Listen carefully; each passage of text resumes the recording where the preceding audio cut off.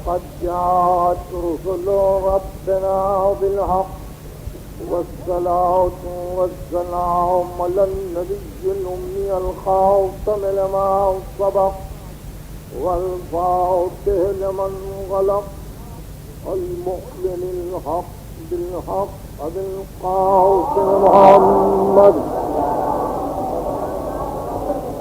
وأهل بيته الطيبين الطاهرين المعصومين المظلومين الذين أذهب الله عنهم الرجس وطهرهم تطهيرا.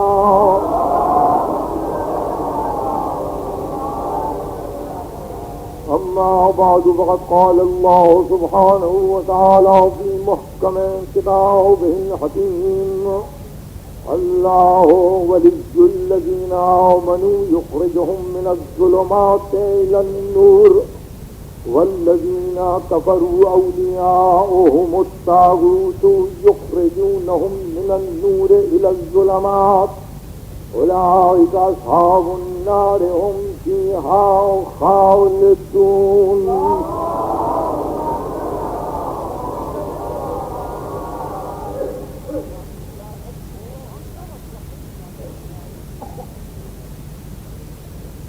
چند امور قابل غور ہیں.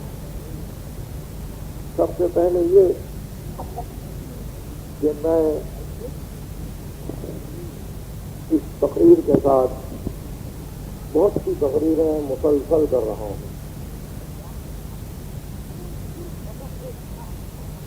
اور آپ حضرات اعلان سنتے جائیں گے. سفر سید الشہداء کے سلسلے ہی میں میری 2-3 تقریریں ہیں اور پھر اس کے بعد کچھ اور عنوان سامنے آ جاتے ہیں. بہرحال اعلان کرنے والے آپ تک وہ اعلان پہنچا دیں گے کہ کن سلسلوں کی مجلسیں پیش نظر ہیں. آج حزب صالحہ ما سبق اور حزب شد آمد قدیم اس مجلس کا اعلان بڑے امام باڑے کھارا-در کے کارکنان کی طرف سے ہوا ہے اور کل حاجی غلام حسین بھائی جیٹا کی طرف سے اسی سلسلے اور اسی عنوان پر رضویہ کالونی میں رات میں مجلس ہے. یہی وقت ہوگا.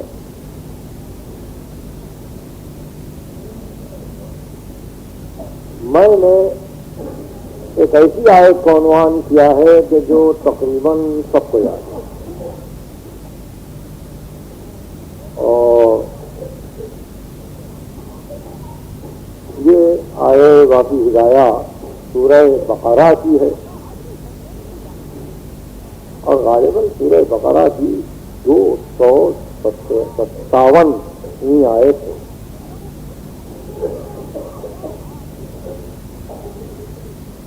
قرآن مجید کے 30 حصے ہیں جس کو پارے کہتے ہیں.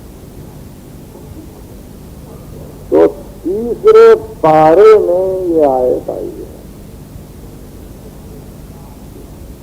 آیت الکرسی.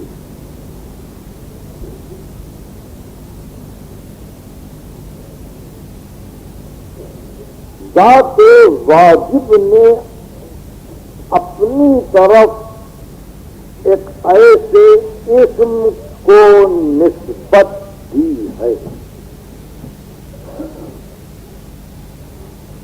کہ اس نسبت کی وجہ سے اس کے معنی اتنے بلند، اتنے اعلیٰ، اتنے ارفع ہو جاتے ہیں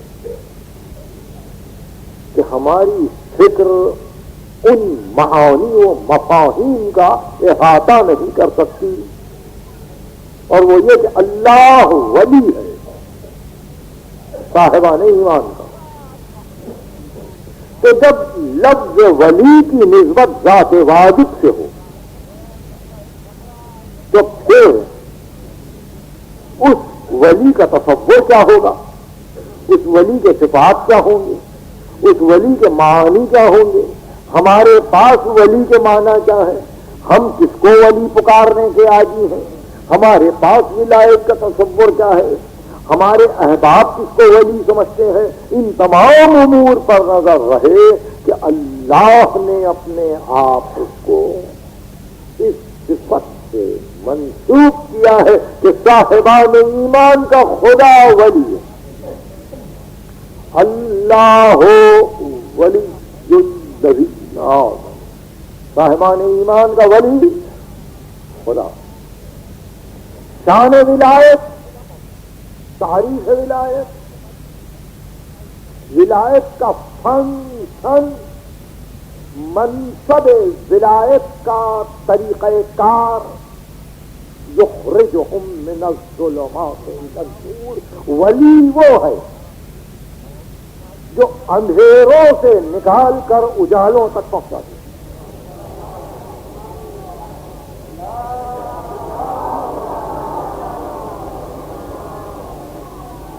یہ ہے تعریف ولایت، بشرطے کہ آپ حضرات یاد رکھ سکیں. تعریف ولایت یہ ہے کہ ظلمتوں سے صاحبان ایمان کو نکالے اور اجالوں میں پہنچائے، تاریکی سے ہٹائے روشنی میں لے جائے، اندھیرے سے ہٹائے نور تک پہنچائے. اور پھر یہ نہیں یخرجہم، لے جاتا ہے، استمرار ہے، مضارع کا صیغہ ہے. یعنی جہاں مومن کے دل و دماغ میں ظلمت آئی اور اگر اس کا ولی ہے خدا تو اس نے ظلمت کو دور کیا، نور تک پہنچا.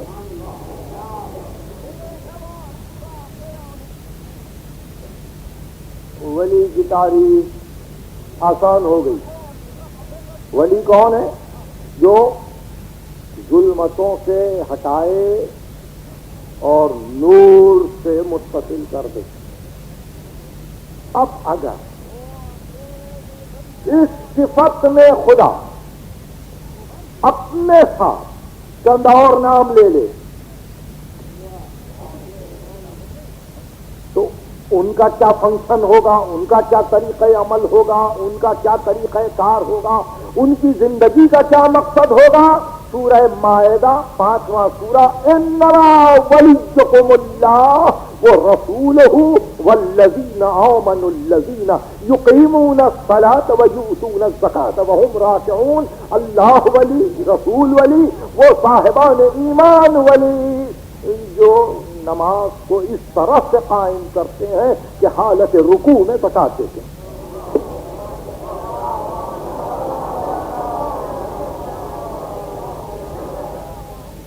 اب ان اولیاء کا طریقہ عمل کیا ہے؟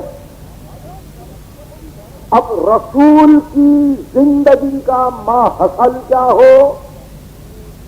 ظلمتوں سے ہٹائے، نور تک پہنچے. ان صاحبان ایمان کی زندگی کا ماحصل کیا ہو جو حالت رکوع میں ہے،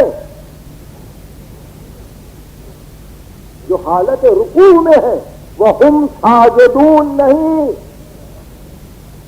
وَهُمْ راکعون، یعنی وہ رکوع کے عالم میں ہے. کون؟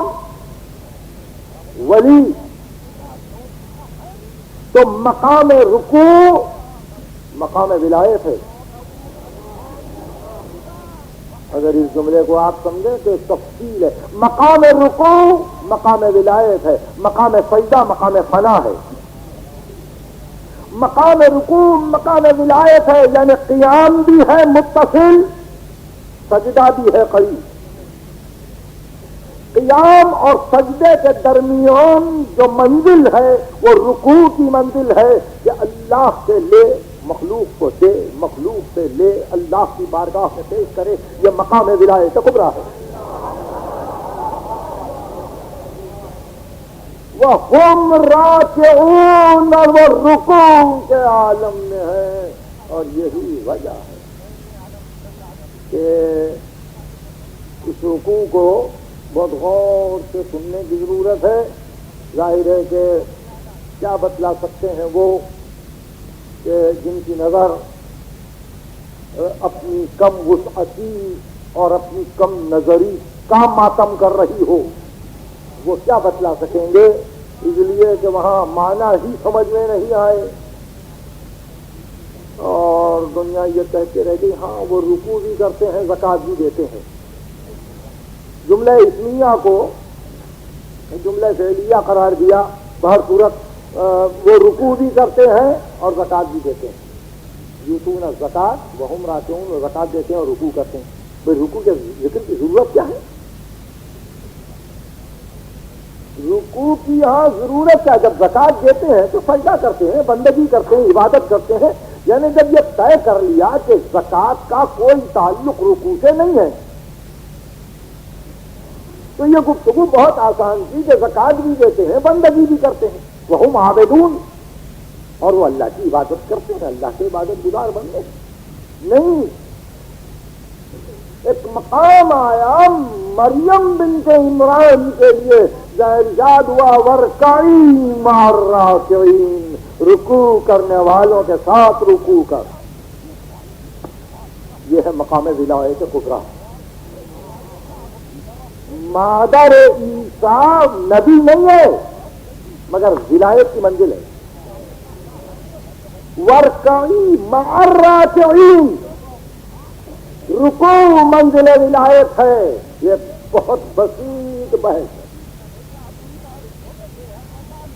رکوع منزل ولایت ہے، قیام مقام امامت کبریٰ ہے، قیام مقام امامت کبریٰ ہے، سجود مقام شفاعت حقہ ہے۔ اس پر پھر کبھی تفصیلی بحث ہوگی، ان ارکان پر ہم سے منسوب ہیں یہ امور تو کچھ اور منازل ہے، اور جب یہ اولیاء خدا سے منسوب ہو جاتے ہیں، اور جب یہ کہا جاتا ہے راکعین ہیں یہ، ساجدین ہیں یہ قیام کرنے والے ہیں، تو وہاں منزلیں اور ہو جاتی ہیں۔ میں تفسیر بالرائے نہیں کر رہا ہوں، میں بہت سے اقوال معصومین کا خلاصہ پیش کر رہا ہوں۔ اللہ ولی ہے، صاحبان ایمان کو ظلمتوں سے ہٹاتا ہے، نور تک پہنچاتا ہے، ظلمت سے صاحبان ایمان کو خارج کرتا ہے، الی النور، نور کی طرف لے جاتا ہے، اللہ ولی ہے۔ تو اب اس مختصر کی تمہید میں دو باتیں تو یقیناً آپ کے سمجھ میں آئیں۔ اللہ نے ایک ایسے نام کو، ایک ایسی صفت کو اپنی ذات گرامی سے نسبت دی جس کا کام یہ ہے کہ ظلمت سے بندے کو نکالے، نور تک پہنچائے، پہلا امر۔ دوسرا امر یہ کہ اللہ نے اس صفت میں اپنے ساتھ ساتھ اپنے رسول کو شامل کیا، تنہا رسول نہیں، جمع کا صیغہ بھی ساتھ آیا، اور وہ صاحبان ایمان جن کے صفات یہ ہیں، نماز کو قائم کرتے ہیں، زکوٰۃ دیتے ہیں حالت رکوع میں، تو پتہ چلا کہ ولایت مسلسل ہے، ولایت مسلسل ہے، ولایت میں ایک تسلسل ہے۔ اس گفتگو کو اسی مقام پر رہنے دیجیے، شاید ہم بعد میں کام لے سکیں۔ اور ادھر والذین کفروا والذین آمنوا کی تو حالت دیکھ لی آپ نے، جو ایمان لائے ان کا خدا ولی۔ عجیب بلاغت ہے اس آیت، اللہ ہو ولی الذین آمنوا، اللہ سے شروع کیا آیت سے، اب دوسری آیت شروع ہو رہی ہے والذین کفروا، اور وہ لوگ جو کافر ہو گئے، کیا وہ بغیر ولی کے ہیں؟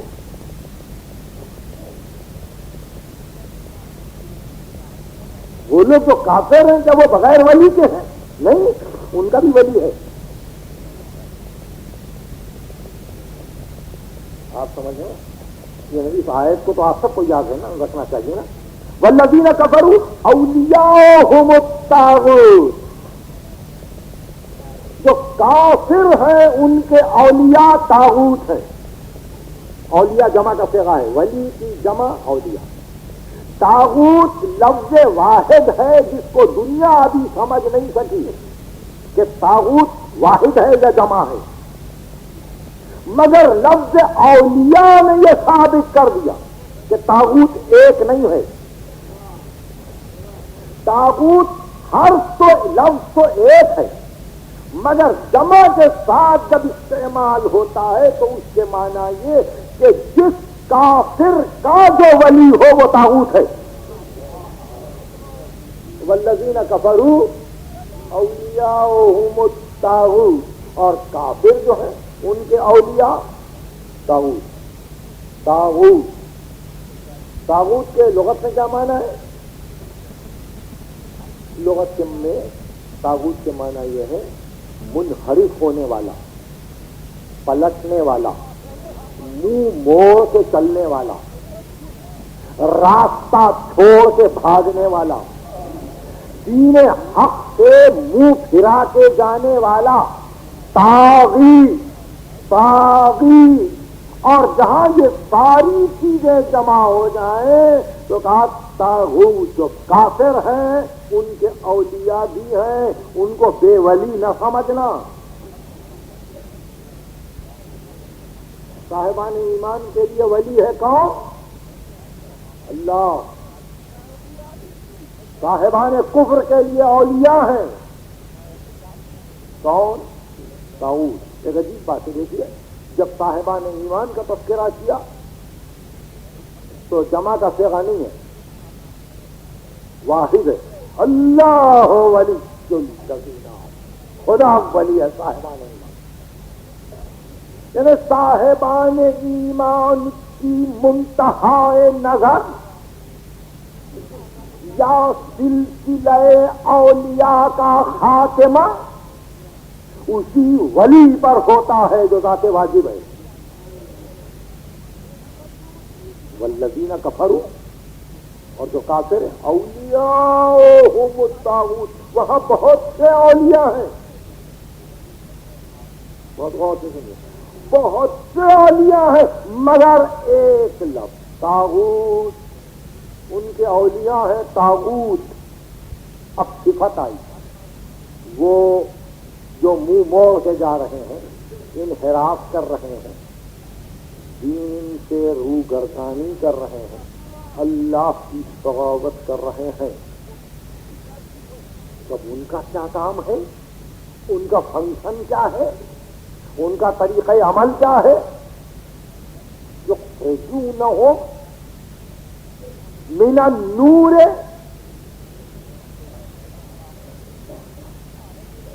اب ان کا کام یہ نور سے ظلمتوں کی طرف لے جائے۔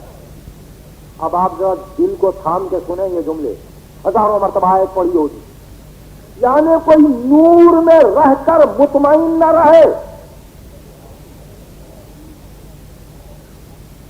کبھی یہ نہ سمجھے کہ میں مطمئن ہوں، میں تو نور میں ہوں۔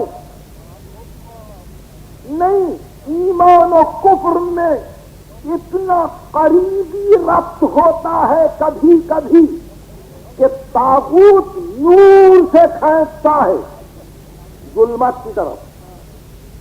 کوئی یہ نہ سمجھ جائے ہم تو نور میں، ہم کو طاغوت سے کیا کام؟ نہیں، غفلت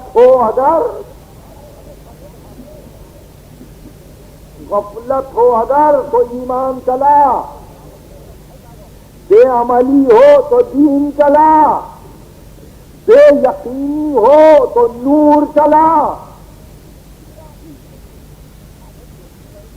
یعنی یہ نہیں کہا کہ جو لوگ کافر ہیں ان کے اولیاء اور زیادہ ظلمتوں میں ڈالتے ہیں اور اندھیروں میں مبتلا کرتے ہیں. ظلمت کے کیا معنی ہیں؟ اندھیرا، نور، روشنی.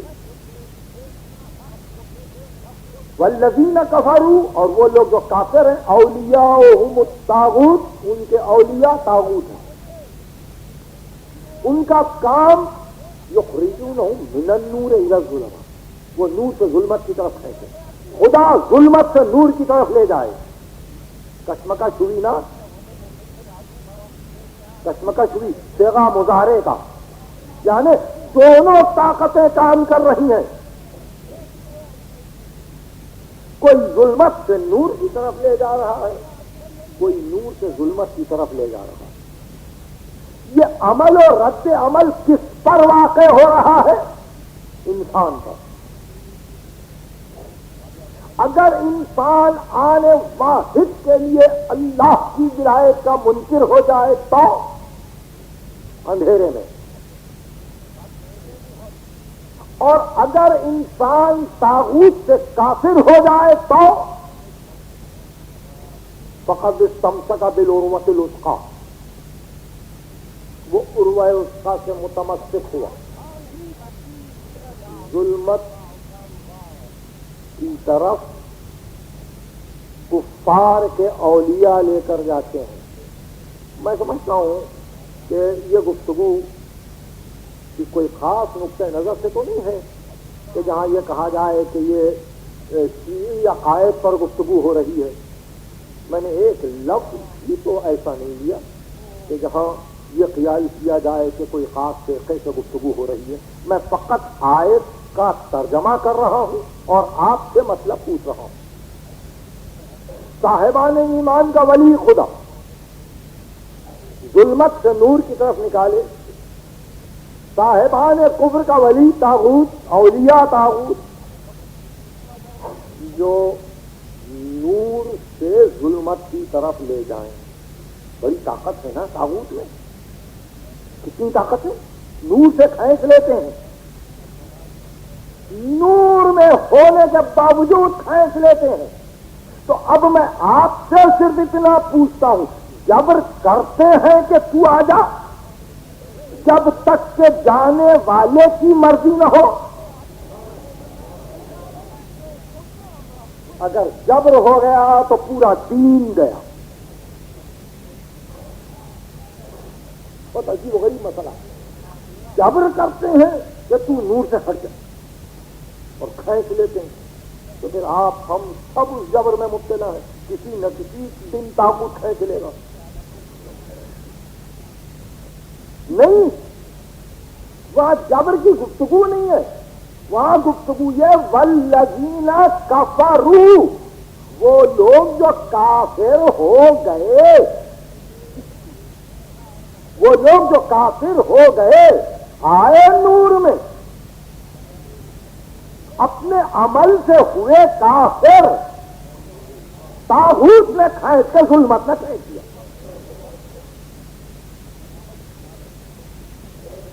والذین کفروا، وہ لوگ جو کافر ہوئے، جنہوں نے کفر کیا، ان کو طاغوت نے کھینچا. اور پھر اس طرح سے کہ اب جب نور سے ہٹ گئے، ظلمتوں میں آ گئے، تو پھر وہ طاغوت جس نے ان کفار کو نور سے ظلمت کی طرف ہٹا دیا، وہ طاغوت یقیناً قلب کافر سے قریب تھا، قلب کافر سے قریب ہے. ذرا سا میں تقریر کی سطح کو بلند کر رہا ہوں بشرطے کہ توجہ رہے. کھینچا، طاغوت نے کھینچا،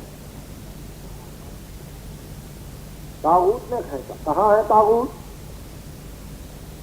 نہیں معلوم، بالکل نہیں معلوم. کہاں رہتا ہے، گھر کہاں ہے، بستی کہاں ہے، آبادی کہاں ہے، طاغوتوں کے محلے کہاں ہیں، کچھ نہیں معلوم. ایک ایبسٹریکٹ چیز، ایک مجرد چیز قرآن میں آئی ہے. وہ لوگ جو کافر ہیں ان کے اولیاء طاغوت ہیں، وہ نور سے ظلمتوں کی طرف پھینکتے ہیں. کہاں رہتے ہیں نہیں معلوم، مگر یہ معلوم ہے جہاں کفر ہے وہاں طاغوت ہے. سن رہے ہیں آپ؟ جہاں کفر ہے وہاں طاغوت ہے. تو اس کے معنی کیا ہوگے؟ اس کے معنی یہ ہوگے کہ کافر سے طاغوت قریب ہے. دیکھیے میں نے کتنی دور سے آپ کو پکڑا ہے. کافر سے طاغوت قریب ہے. اس کی ضد مومن سے خدا قریب ہے. کیوں قریب ہے؟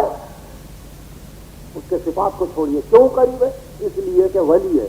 طاغوت کیوں قریب ہے؟ اس لیے کہ ولی ہے. اب لغت میں ولایت کے کیا معنی ہے؟ ولایت مانے قربت، ولایت یعنی نزدیک. اگر یہ جملے یاد ہو گئے تقریر کا مہاتم. ولایت کے معنی لغت میں یہ ہے نزدیک، قربت. ولایت یعنی قربت. اللہ کا ولی اللہ سے قریب. یہ اس لڑکی کا ولی ہے یعنی قریب ترین عزیز ہے. یہ اس کا ولی ہے اسی لیے ولی ہے کہ قریب ہے. خدا مومن کا ولی ہے اس لیے کہ مومن کا قریب ہے، یا مومن اس کو اپنے قریب سمجھتا ہے ہر حیثیت. ابھی میں بحث کروں گا. اور طاغوت کافر سے قریب ہے. طاغوت کافر کا ولی ہے اس لیے طاغوت کافر سے قریب ہے. خدا مومن سے قریب ہے، دکھائی نہیں دیتا. طاغوت کافر سے قریب ہے، دکھائی نہیں دیتا. جو دکھائی دیتے ہیں وہ فقط مومن و کافر. ان کے قریب جو ہے وہ بھی دکھائی نہ دے، ان کے قریب جو ہے وہ بھی دکھائی نہ دے. پھر معلوم کیسے ہو کہ کون خدا سے قریب ہے اور کون طاغوت سے قریب؟ عمل پہچنواتا ہے. عمل پہچنواتا ہے کہ اللہ کس کا ولی ہے اور طاغوت کس کا ولی ہے، اور اسی عمل سے تقسیم ہوتی ہے. تو مقام ولایت یہ ہے کہ جو ظلمتوں سے نکالے، ظلمتوں سے نکالے، اندھیروں سے ہٹائے، اور دنیا کو چھوڑنا. دنیا کو چھوڑنا اس کے لیے کیا کہا ہے اہل عقل نے؟ ترک دنیا کی ہجرت سوئے دوست. ترک دنیا کی ہجرت سوئے دوست. ترک عالم اختیار سوئے دوست. دنیا چھوٹی، دوست کی طرف ہجرت ہوئی. ایک وہ ہجرت جو ذاتی ہو، لازمی ہو. ایک وہ ہجرت کہ جہاں انسانیت کو ساتھ لے جائے، انسانیت کو ساتھ لے جائے. یہ مقام نبوت عظما ہے کہ خلق کے ساتھ سیر کرے حق کی طرف. خلق کے ساتھ سیر کرے حق کی طرف. اور یہی ہے تشریح ہو، تعویل ہو، تفسیر ہجرت پیغمبر. مکے سے چلے، چاہتے تھے کہ انسانیت اندھیروں سے نکلے، مدینے کو اختیار کیا اس لیے نہیں کہ پیغمبر مکے کی زحمتوں سے پریشان ہو گئے تھے. پیغمبر کا کام ہی ہے زحمتوں کا برداشت کرنا. مدینے میں اور بھی زحمتیں تھیں, ابھی اس کا اندازہ نہیں ہے. اس واسطے کہ مکے کی زحمت تو یہ تھی کہ زحمت دینے والا سمجھ میں آ رہا تھا.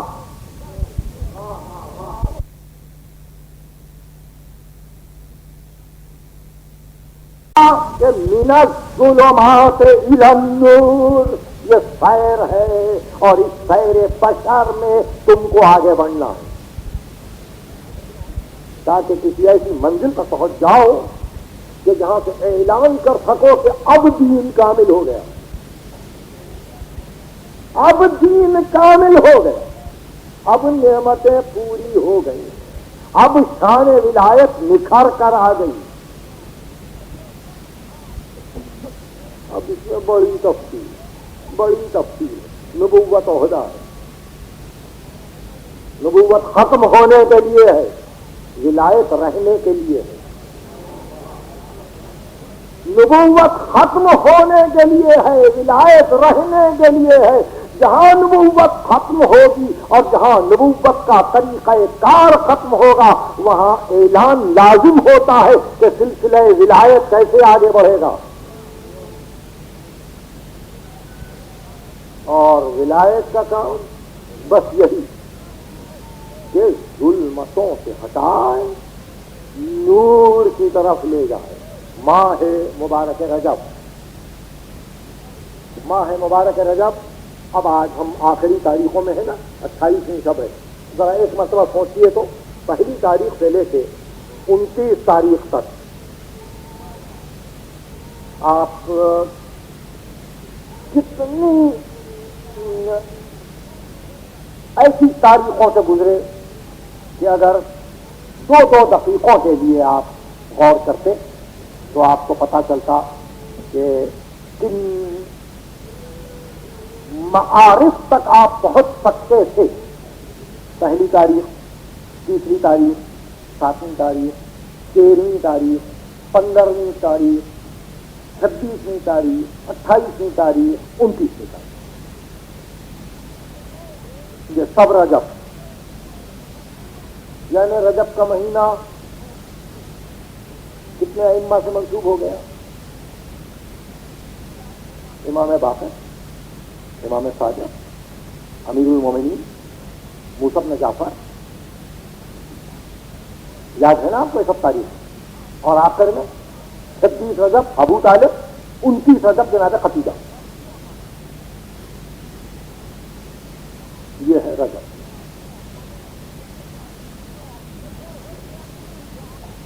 اتنی مخصوص تاریخیں یہاں آئیں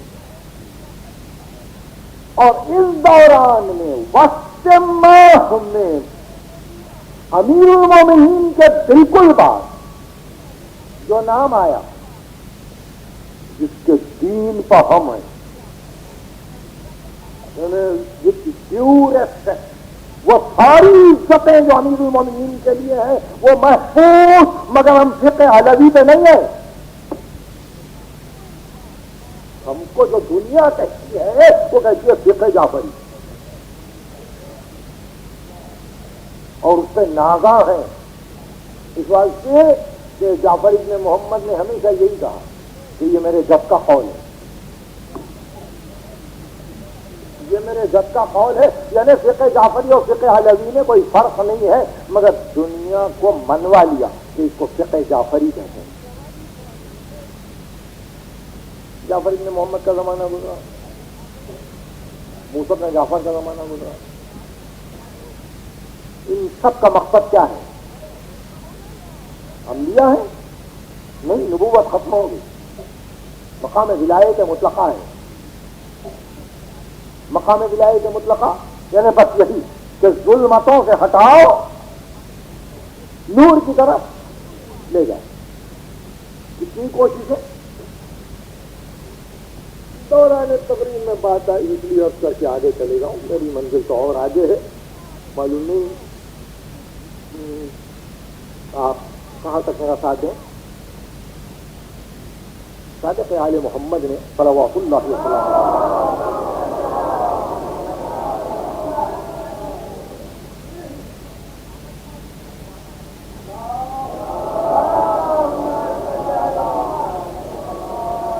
صادق آل محمد نے ایک فرمان تحریر فرمایا ہے، وہ عجیب فرمان ہے، اور میں یہ چاہتا ہوں کہ جلد از جلد کوئی صاحب آگے بڑھ جائیں اور اس فرمان کا واقعی ترجمہ شائع کر دیں۔ مولانا فردوس حسین صاحب سے خصوصیت سے میری درخواست ہوگی کہ وہ اس کام کو اپنے ہاتھ میں لیں۔ اس میں آپ آخر میں ارشاد فرماتے ہیں کہ یہ میرا حکم ہے قیامت تک کے لیے میرے دوستوں کے واسطے کہ ان کی ہر مسجد میں میرا یہ فرمان آویزاں رہے، تاکہ نماز پڑھ کر وہ اس فرمان پر غور کریں کہ میری مرضی کیا ہے، میرا منشا کیا ہے، میرا کام کیا ہے، میں کیا چاہتا ہوں کہ میرے دوست کس طرح سے زندگی بتا سکیں۔ 7 صفحے کا فرمان ہے، اگر ایک طرف اس کی عربی ہے اس کے ساتھ ساتھ اردو ہے تو واقعی آپ سمجھ سکیں کہ ائمہ نے کیا محنتیں کی ہیں۔ اس کو آپ روضۃ الکافی کے پہلے صفحے پہ پائیں گے، یعنی محمد بن یعقوب کلینی نے اصول و فروع کافی کو ختم کرنے کے بعد روضۃ الکافی کا ایک مجموعہ شائع کیا جس میں صرف خطوط ہے ائمہ کے، ارشادات ہیں ائمہ کے، اور بعض اہم روایتوں کو انہوں نے اس جگہ جمع کرنے کی کوشش کی۔ اس کے پہلے صفحے پر یہ فرمان ہے، فرمان پر یہ دستخطیں ہیں ان حضرات کی کہ جن حضرات کے لیے یہ فرمان لکھا گیا تھا، اہم فرمان، اور کہا میرا حکم یہ ہے کہ ہر مسجد میں میرے دوستوں کی یہ فرمان آویزاں رہے۔ اب یہ کتنی بڑی ذمہ داری تھی اور کس کی تھی؟ میرا کام ہے عرض کر دینا، میں نے عرض کیا ہے، ورنہ ہر امام جمعہ و جماعت کا یہ فریضہ تھا کہ وہ اس کا انتظام کرتا۔ اس فرمان کو دیکھنے کے بعد یہ پتا چلے گا کہ ولایت کبریٰ کی شان کیا ہے اور کس طرح سے وہ اندھیرے سے نور کی طرف لے جاتا ہے۔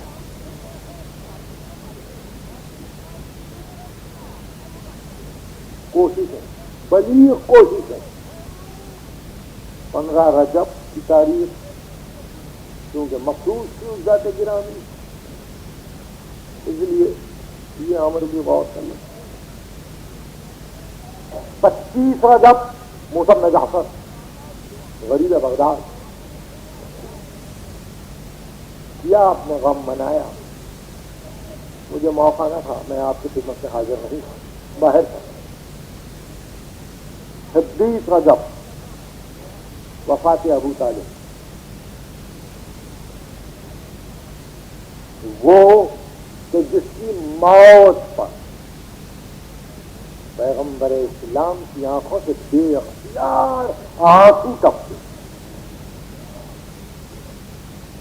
اور بے اختیار کا چچا، میں جب بچہ تھا تو آپ نے میری پرورش کی، بڑا ہوا تو آپ نے کفالت کی، نبی ہوا تو آپ نے محافظت کی۔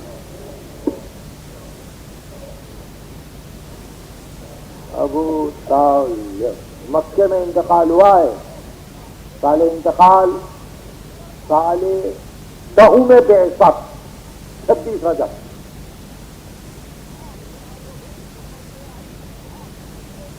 ابو طالب جس کا احسان ملت بیضا پر قیامت تک باقی ہے، ابو طالب جس کی اولاد آج بھی محافظ دین ہے، ابو طالب جس کے لیے یہ جاننا ضروری ہے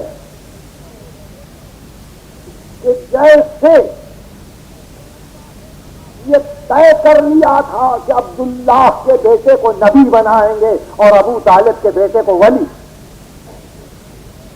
اسی طرح سے یہ بھی طے کر لیا کہ اولاد ابو طالب میں ہمیشہ 2 شاخیں جائیں گی، ایک میں امامت آئے گی اور ایک ڈاک ہمیشہ خروج کرتی رہے گی، کوئی بصرے سے، کوئی خراسان سے، کوئی نیشاپور سے، کوئی مدینے سے، تاکہ حکومت کی نگاہیں امام سے ہٹ جائیں۔ ورنہ کا خروج کرنے والے دیوانے تھے، 5 آدمیوں سے خروج ہو پائے گی؟ زید شہید، حسین ابن علی شہید پاک، 20 آدمی حاکم وقت سے ٹکراتے ہیں اس طاقت کے ساتھ۔ اولاد حسن مجتبیٰ 2 آدمی، صاحب نفس ذکیہ ان کے دونوں بیٹے تنہا خروج کر رہے ہیں، تنہا اکیلے۔ اور خروج کا طریقہ کیا تھا؟ کسی اونچے مقام پہ جاتے اور ایک مرتبہ پکارتے حی علی خیر العمل، اور ایک مرتبہ حکومت سمجھتی خروج کیا، اور پکو بھاگو، اور فوجیں جمع ہوں، نظر ہٹی امام سے تاکہ امام کو کام کرنے کا وقت ملے۔ ورنہ نہ دولت کی ہوس ہمارے ائمہ کو تھی، نہ ان خروج کرنے والوں کو یہ نیت تھی ان کی کہ ہم کو حکومت مل جائے۔ میرے دوست سمجھنے کی کوشش کرو، اور اس کے بعد میں اس جملے کے بعد میں آ رہا ہوں مسائب پر، اس لیے کہ میں اپنے وقت کو بھی ختم کر رہا ہوں تاکہ میں اس سلسلے کو پھر کل جاری رکھ سکوں۔ یہ مفہوم ولایت ہے۔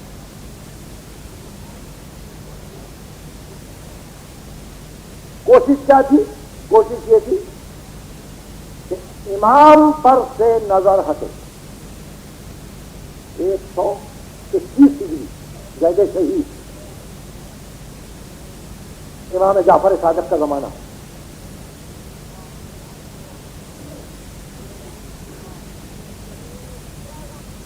یعنی موقع ملا ہے امام جعفر صادق کو کام کا۔ پھر اولاد زید، اولاد حسن مجتبیٰ خروج، طالب علم خروج کر رہے ہیں۔ آپ معلوم ہے تاریخ میں کیا لکھا ہے؟ تاریخ اسلام میں طالب علم، ان کا نام ہی رہ گیا۔ ابو طالب کی اولاد کو کیا کہا؟ طالب علم خروج کر رہا۔ تاریخ اسلام نے کہا کہ یہ ہوس میں ملک گیری کی اٹھتے ناکام ہوتے اور قتل کر دیے جاتے۔ اللہ دل چاہتا ہے کہ ان مورخین کی خود تاریخ بیان کی جائے، ان مورخین کی تاریخ بیان کی جائے کہ ان کا ماحول کیا ہے، ان کا جغرافیہ کیا ہے، یہ کس ماحول میں پرورش پاتے ہیں، ان کا نام و نسب کیا ہے۔ ان کو اتنی تمیز نہیں ہے کہ جس کے پاس ایک ایسی سلطنت ہو کہ سندھ، ملتان، کشمیر، پورا ایران، پورا عرب، مصر، افریقہ، اندلس، ہارٹ آف یورپ، اس کے مقابل میں ایک شخص خروج کرتا ہے نیشاپور میں، کیا ہے؟ کیا ہوس حکومت۔ کتنے آدمی ساتھ ہیں؟ 7۔ یہ تاریخ نگاری ہے۔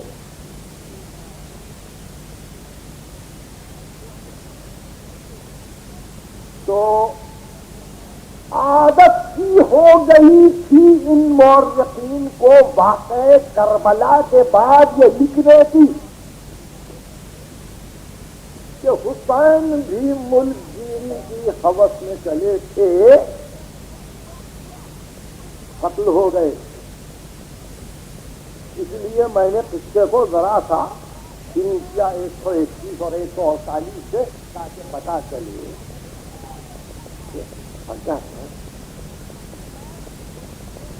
آل محمد چاہتے تو دنیا منقلب ہو سکتی۔ تھوڑی سی توجہ مجھے دیجیے اور مجھے آپ سمجھ لیجیے تاکہ اپنے بھائیوں کو آپ سمجھا سکیں۔ علی فاتح خیبر سے جب عمرو بن عبدوت کا مقابلہ ہوا ہے نا، تو لشکر ساتھ نہیں تھا علی کے، علی اکیلے تھے۔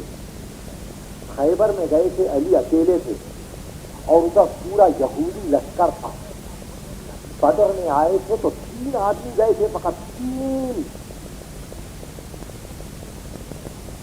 حضرت علی، حمزہ اور رسول اللہ کے دوسرے چچازاد بھائی. وہ حد میں لڑنے والا ایک مر گیا، ایک رہ گیا. حمزہ شہید ہوئے تو علی کی تلوار اگر زہرا کے گھر کے جلتے ہوئے دروازے پر چمکتی،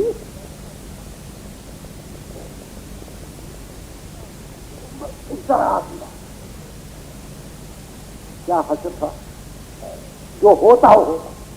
میں آپ سے ایک پولیٹیکل ویو سیاسی ایک نظر یہ کہتے میرے گھر پہ حملہ کیا ہے اس لیے میں تلوار کھینچتا. ساتھ دینے والے کون ہیں؟ کم نہیں ہے. اب بھی سلمان ہے، مقداد ہے، بوذر ہے، عمار ہے، میثم ہے، پھر ابو سفیان ہے. ابو سفیان کا پورا خاندان ساتھ دینے والی، تنہا نہیں ہے. اور پھر بہادر کا کون ساتھ نہیں دیتا؟ اس جری کو آزمایا جا چکا ہے،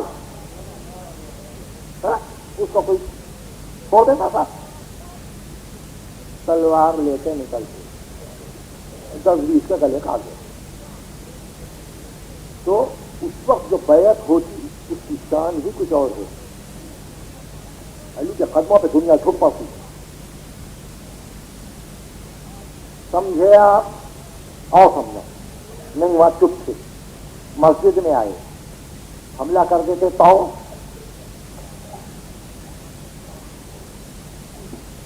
کیا سن تھا علی کا؟ وقت شہادت جناب رسالت مآب علی کا سن کیا تھا بتائیے؟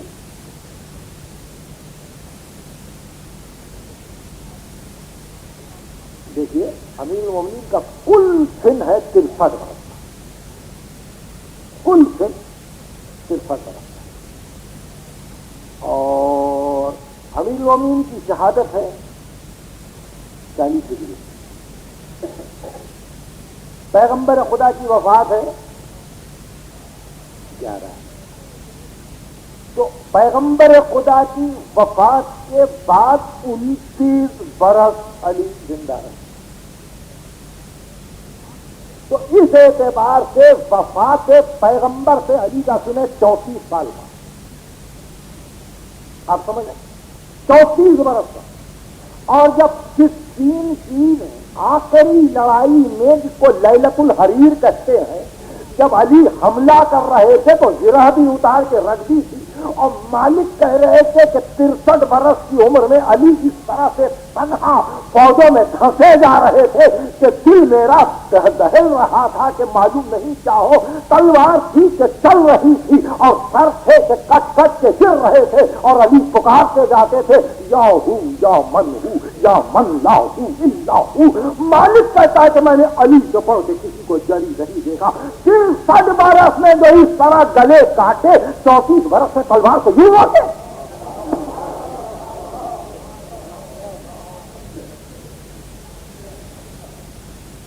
سمجھ میں آ رہی ہے کہ 34 برس میں چپ، 63 برس میں وہ حملہ. مقصد کیا تھا؟ مقصد یہ تھا میں آج حملہ کر کے ان سب کو ایک آن واحد میں ان کی گردنیں جھکا لوں، حکومت کرو. حکومت کرو. سب لوگ خوشی سے مجھے مانے، ظاہر نہیں مانیں گے. وہ اسٹیٹسٹک ہوگی، کوئی راستی سے نہیں مانے گا تو اس کو سزا بھی ملے گی. دنیا برابر ساتھ دیتی ہے اور پھر جوادل کی حکومت خود بخود قائم ہو جائے گا. کیا کہیں؟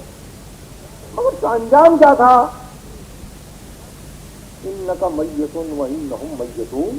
اے رسول، جس کو مرنا ہے وہ انبیاء بھی مر گئے، علی بھی مر جاتے. تاریخ کیا ہوتی؟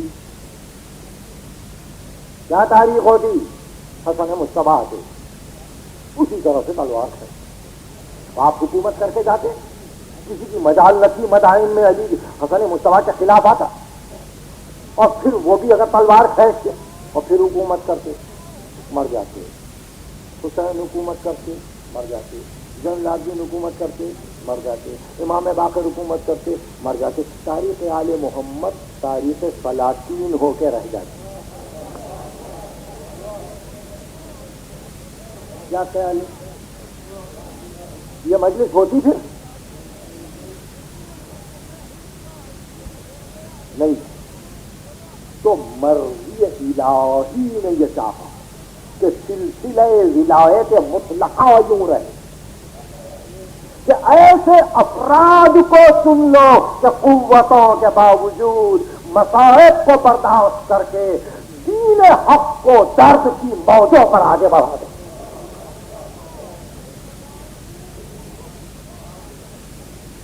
باتیں اگر سمجھ میں آ گئی تو پھر حسین,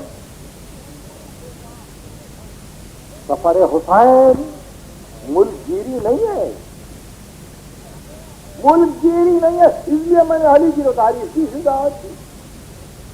لیلۃ الحریر کی جنگ, صفین کی جنگ, نہروان کی جنگ, قیامت کی جنگ. ابن ابی الحدید معتزلی نے لکھا کہ اگر علی کو کوئی پہچاننا چاہتا ہے تو علی کو نہروان میں دیکھے جاتے, اگر علی کو کوئی سمجھنا چاہتا ہے تو نہروان میں دیکھے. وہ علی تو نہروان کی لڑائی کے آغاز پر یہ کہے کہ اے گروہ مخالف, ہزاروں میرے سامنے ہیں, صرف 9 آدمی بچیں گے, آج وہ تلوار چلے گی.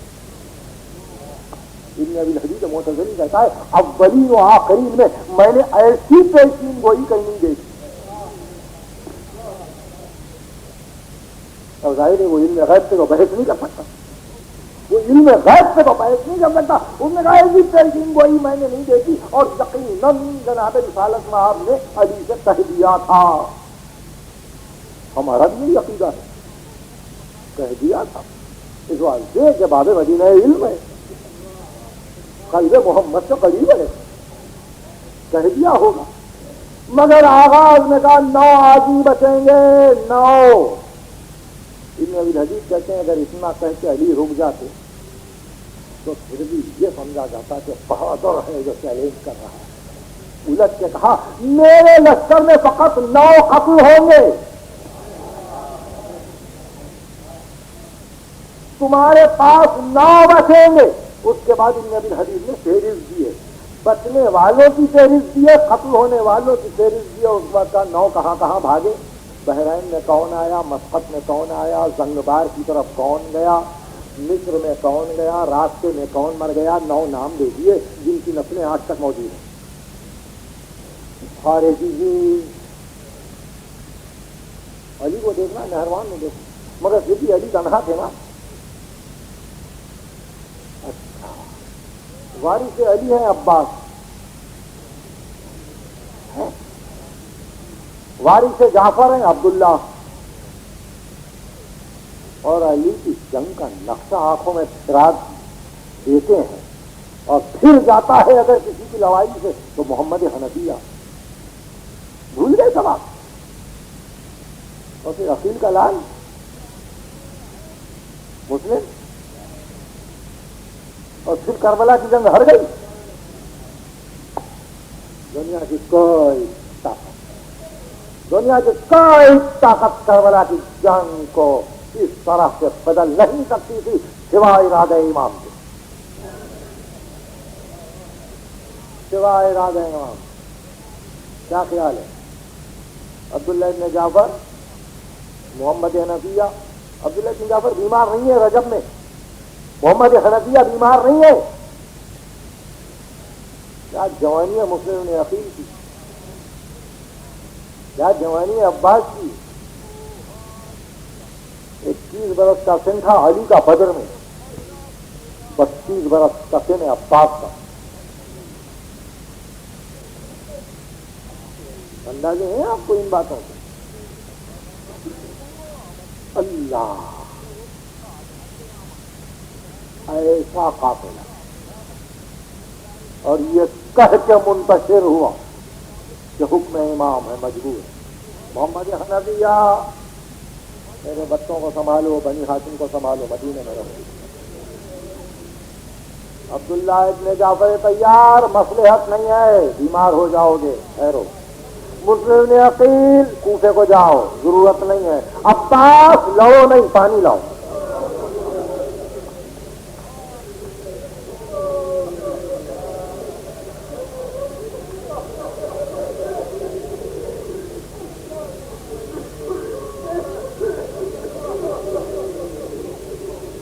بہرحال آل محمد، دیکھیے میری آج کی مجلس اگر ذہن میں ہے اور رہ جائے تو مجھے میرا دل یہ گواہی دیتا ہے کہ آپ بڑے فائدے اٹھائیں گے، بڑے فائدے اٹھائیں گے آپ اپنی نجی گفتگو میں، اپنے نجی مباحث، اپنے دوستوں سے بات کی، اگر یہ باتیں ذہن میں رہیں۔ آل محمد اگر چاہتے یہ طبقے الٹ جاتے۔ اتنا مواد میرے پاس موجود ہے، اتنا آپ بنی عباس حکومت کر سکتے، بنی امیہ کے بعد مجال کی بنی عباس کی نہیں چاہا صادق آل محمد کہ حکومت بنی ہاشم میں آئے، نہیں چاہا صادق آل محمد نے کہ حکومت بنی ہاشم میں آئے، اور کہا صفا حکومت تو تیرے پاس ہے۔ علی نے نہیں چاہا کہ حکومت آل محمد کے پاس آئے۔ اسیر ہو کے آیا مروان جمل میں یا جہاں تک میرا خیال ہے جمل ہی ناممکن ہے۔ حسن ابن علی مروان ابن حکم کو لے کر آئے۔ اس کو سید رضی صاحب نہج البلاغہ نے لکھا، پورے واقعے سے لکھا کہ بیٹے نے سفارش کی کہ یہ نادم ہے، بیعت کرنا چاہتا ہے۔ ارشاد فرمایا ولدی لا حاجت علی کی بیعت، علی کو اس کے بیعت کی ضرورت نہیں۔ مروان ابن حکام پہچان گیا جو یزید کے بعد بادشاہ ہوا ہے، لا حاجت علی کی بیعت، وہوا ابو الاکبس الاربعہ، اس کے 4 بیٹے حکومت کرنے والے ہیں۔ اور بیٹا اس کی مدت حکومت یہ ہوگی کاللائقۃ القلب انفح، اتنی دیر حکومت کریں گے یہ جتنی دیر میں کتا اپنی زبان سے اپنی ناک کو چاٹتا ہے۔ مروان اسیر ہے، باغی ہے، حکومت کا غدار ہے، سزائے قتل کا مستحق ہے۔ اگر علی قتل کر دیں تو آل مروان حکومت پہ آ سکتے ہیں۔ ملک ابن مروان، حجاج ابن یوسف جو اس کا گورنر ہے، ولید ابن عبد الملک، یزید ابن عبد الملک، حشام ابن عبد الملک، یہ آ سکتے مروان حمار 132 ہجری۔ کیا کیا یہ علی آپ نے؟ کیا کر رہے ہیں آپ؟ نہیں، منظور نظر یہ کہ یہ مجلسیں ہو رہی ہیں، یہ روحانیت کے تذکرے رہے، یہ قلب مومن سے ولی قریب رہے، یہ تاریخ سلطنت نہ ہو، یہ تاریخ ولایت بن جائے۔ مقصد مل گیا۔ رجب کی 28 کچھ دنوں سے مدینے میں بڑی گوبوں تھی، اطلاع آ چکی تھی شام سے بڑی تیزی کے ساتھ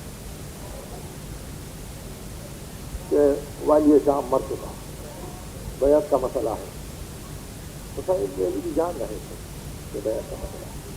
آپ کو بڑا تعجب ہوگا، اب مدینے کا موقف یہ تھا کہ اگر حسین ابن علی یہ کہیں کہ بھئی اب میرے ہاتھ میں بیعت کر لیں، آپ تعجب کریں گے عبداللہ ابن زبیر بھی تیار تھے، اب عبداللہ ابن عمر بھی تیار تھے، عبداللہ ابن عباس تو خود عزیز تھے، سارے اکابر اور سرداران قبائل تیار تھے، حسین اگر بیعت مانگے تو مدینہ پورا ساتھ دے دے، مکہ ساتھ دے دے، حجاز ساتھ دے، عراق ساتھ دے۔ یزید کہاں ہے؟ دماسکس میں، شام میں ہے، بڑی دور ہے نا، مگر یہ گفتگو ہی نہیں آئی۔ دیکھیے اس انداز سے دیکھیے، حسین نے بیعت مانی مدینہ میں کسی سے؟ حسین نے یہ کہا کہ کوفے والوں نے بلایا ہے، تم میری بیعت کر لو اہل مدینہ، کچھ ولید والی مدینہ نے